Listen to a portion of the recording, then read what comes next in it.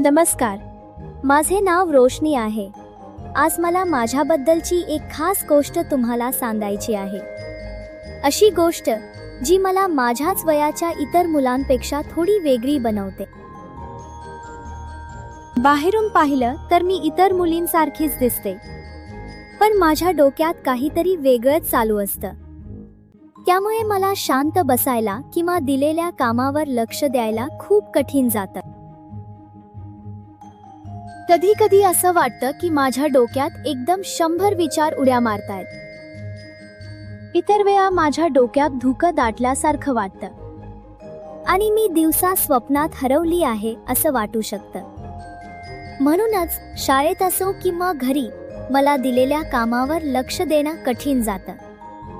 ह्या वागण्याचा अर्थ असा नाही आहे की मी आळशी किंवा खोडकर आहे. फक्त एवढंच की माझा मेंदू थोड्या वेगळ्या पद्धतीने काम करतो.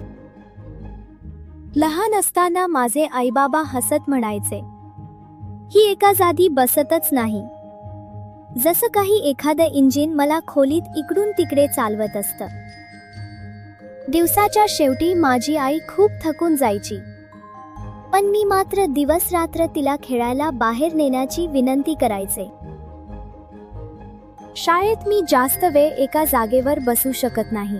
मी काम घाईघाईने करते आणि कधी कधी सूचना नीट ऐकत पण नाही आणि त्या सूचनांचं काळजीपूर्वक पालनही करत नाही.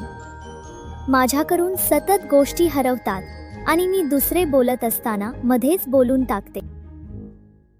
अशा प्रकारच्या वागणुका एकत्र दिसल्या तर त्याला ADHD म्हणजेच attention deficit hyper activity disorder असं म्हणतात. याचा अर्थ मला लक्ष देणं कठीण जातं. तसेच मला सतत हालचाल करण्याचीही गरज असते. पण हीच हालचाल अनेकदा मला माझ्या कामावर लक्ष केंद्रित करायला मदत करते. आणि हो, माझ्यात अनेक चांगल्या गोष्टीही आहेत. मी प्रेमळ आहे, खूप उत्सुक असते, कल्पक आहे आणि नेहमी उत्साही असते. या काही गोष्टी आहेत ज्या मला माहिती आहेत मला मदत करतात. मला लहान, सोप्या आणि स्पष्ट सूचना द्या. एखादं काम छोट्या छोट्या टप्प्यात करून दिलं तर मला मदत होते. सौम्य पण ठाम आठवणी देऊन मला माझ्या कामावर पुन्हा लक्ष केंद्रित करण्यास मदत करा. लहान सहान गोष्टींसाठी सुद्धा छोटंसं बक्षीस आणि कौतुक मिळालं तर मी अधिक चांगलं काम करते.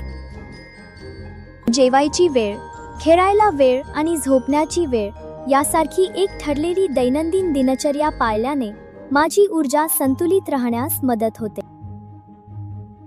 मला वाटतं माझी ही सगळी ऊर्जा आणि नृत्यावरचं प्रेम एक दिवस मला छान डान्सर बनवेल. म्हणून कधी तुम्हाला माझ्यासारखे कुणी मूल भेटले तर तो किंवा ती खोडकर आहे किंवा शांत बसू शकत नाही असं म्हणू नका. त्याऐवजी म्हणा, वा, किती ऊर्जा आहे आणि कल्पक आहे.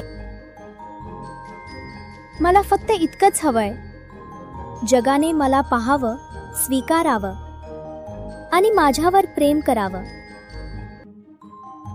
कारण ADHD असलेल्या मुलांना दुरुस्त करण्याची गरज नाही, फक्त समजून घेण्याची गरज आहे.